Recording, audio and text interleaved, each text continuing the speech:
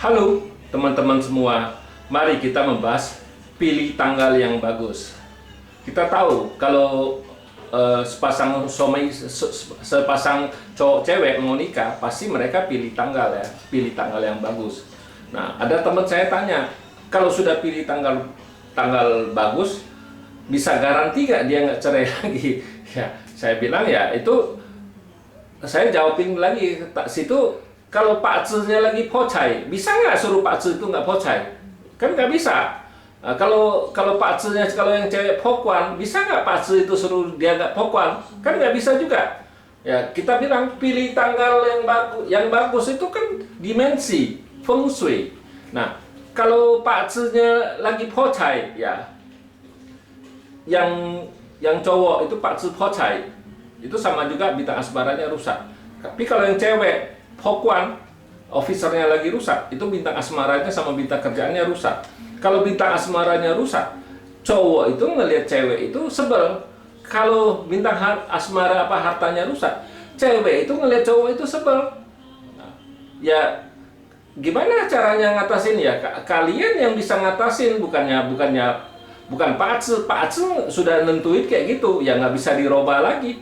Ya manusianya itu kan, saya sering ngomong, Pak Zi ini bukan suatu ketentuan, dia mengatakan dia tuh pocai sama pokwan. Ya, tapi tergantung dari manusianya kan, orangnya bisa ngatasin kak itu supaya dia sudah tahu pocai.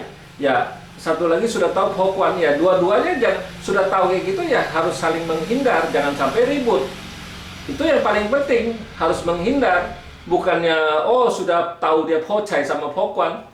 Orang pocai kalau cowok itu bisa pulisin, kita bilang dia tidak mengenal aturan, bisa main pukul.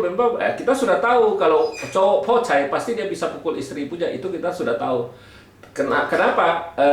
Kenapa bisa kayak gitu? Karena memang kalau kita bilang Pak Zi itu yang paling cocok waktu mereka pacaran, itu paling cocok Pak Zi-nya, itu nggak bisa dipisahin istilahnya kan.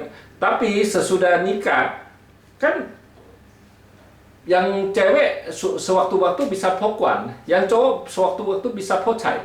Nah, kalau mereka nggak tahu, dua-duanya ribut, itu lagi rusak, pasti bisa ribut punya. Nah, kalau mereka tahu kan mereka bisa mengalah. Kalau mengalah kan bisa menghindar. Nah, menghindar kan nggak mungkin terjadi. Itulah Pak Zi. Kalau pilih tanggal yang bagus, dijamin dia nggak mungkin cerai lagi, ya nggak ada yang sanggup. Saya bilang nggak ada yang sanggup, karena sesudah nikah kan mereka berdua yang nentuin, bukannya tanggal bagus itu yang nentuin mereka. Karena kalau mereka lagi rusak kayak gitu kan nggak bisa dirubah, memang sudah kayak gitu. Nah, kita bilang kenapa di Pak Zi 5 unsur, kalau orang mau menikah kita harus lihat, yang cowok itu harus cai-nya bagus, yang cewek itu harus kuannya bagus. Kuan tuh officer. Kalau cai kan bintang harta harus bagus. Bintang harta cowok itu sama juga bintang asmaranya.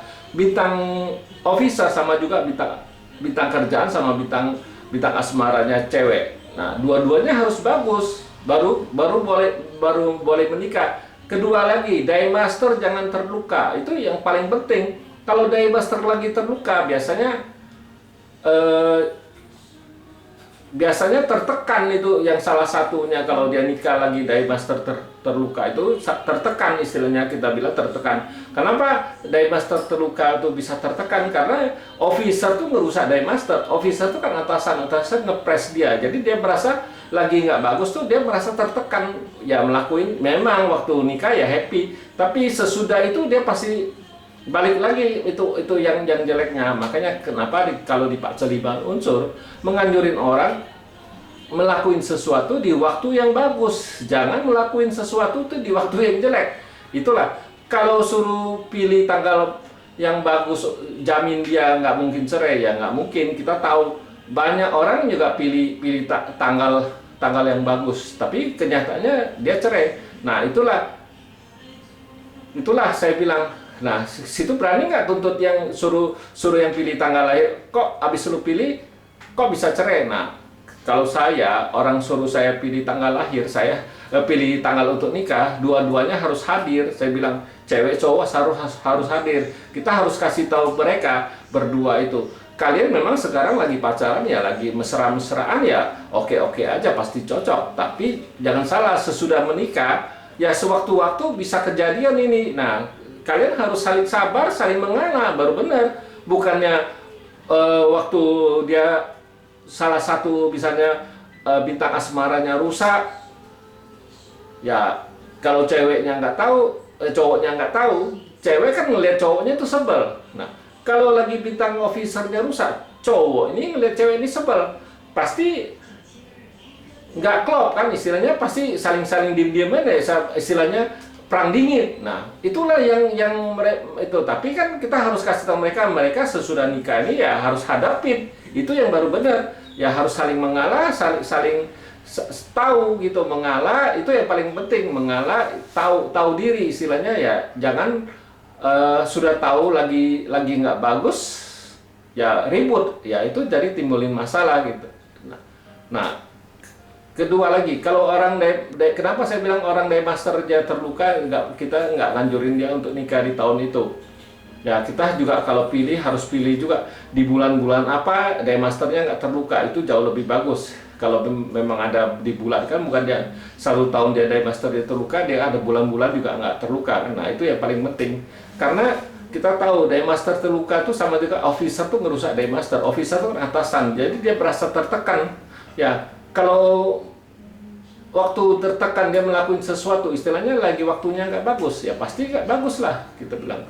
Nah, kenapa saya bahas pilih tanggal yang bagus? Karena teman saya yang nanya, makanya saya bikin videonya, saya bilang biar situ lebih jelas di 45 unsur tuh gimana caranya pilih tanggal lahir yang bagus, pilih tanggal yang bagus ya untuk nikah. Ya demikianlah saya bahas. Terima kasih, sampai jumpa lagi di video saya yang selanjutnya.